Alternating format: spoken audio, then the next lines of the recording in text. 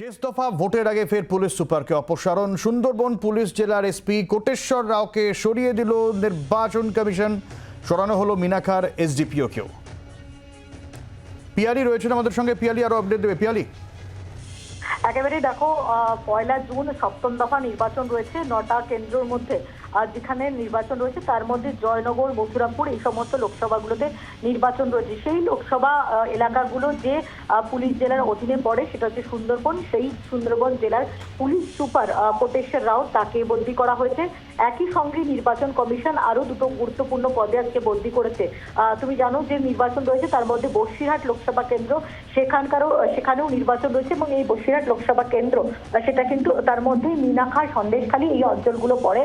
সেই অঞ্চলের যিনি এসডিপিও মিনাখা আমিনুল ইসলাম খান তাকেও বদলি করা হয়েছে এবং একই সঙ্গে আইসি রহরা দমদম যে লোকসভা কেন্দ্র, সেই দমদম লোকসভা কেন্দ্রের অধীনস্থ আইসি রহরা তিনি দেবাশিস সরকার তাকেও বদলি করা হয়েছে এবং প্রত্যেকটা ক্ষেত্রে 3 জন অফিসারের যে প্যানেল সেটা আজকে বিকেল 3টের মধ্যে রাজ্য সরকারকে পাঠাতে বলা হয়েছে বলেও কিন্তু জানতে পারছি আমরা। অনেক ধন্যবাদ পিয়ালি।